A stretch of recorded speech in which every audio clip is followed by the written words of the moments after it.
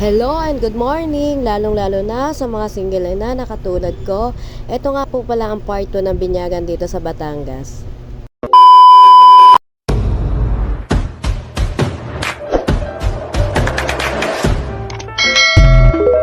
O pak, sino ka dyan girl? Kung mayroon Miss Jean Bilog, meron ding Miss Jean Lapad. Natutuwa lang ako dito, ito pala ang kanilang iniinom dito, yung may 4 na sulok daw. So for the model lang ang person. At ayan na nga po yung mga bisita rito sa binyagan dito sa Batangas. Sobrang daming tao, mga kaibigan, kamag-anak, mga kapitbahay, kaibigan, at isa-isa na silang nagdatingan dyan.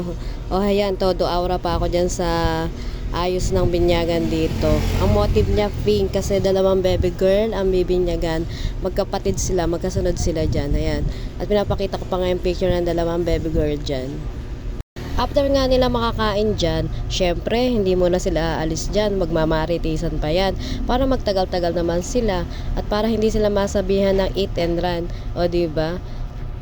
Bakit maghahanap ka pa ng magandang venue? Pag nag-rent ka ng venue ngayon, ang mahal nun, diba?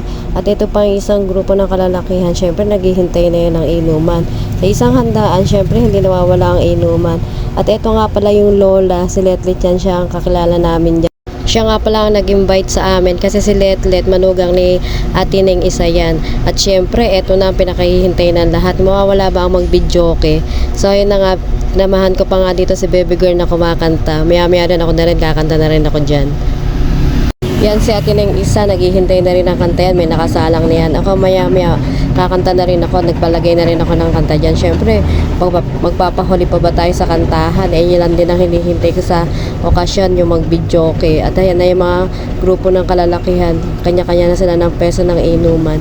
At guys, ang iniinom nila rito yung may 4 na sulok, gin lapad. Kaya tuwan-tuwa ako nung minodel ko pa yun.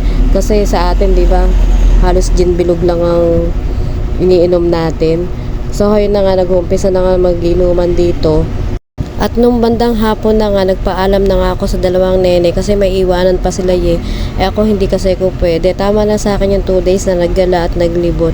May tindahan ako. Hindi ko naman pwedeng ilang araw akong mawawala doon. Sayang din naman yung kikitain ng tindahan at malaki mawawala sa akin. Ito na nga, nakasakay na nga ako sa tricycle at ihahatid na nga ako ni Makmak sa terminal ng bus.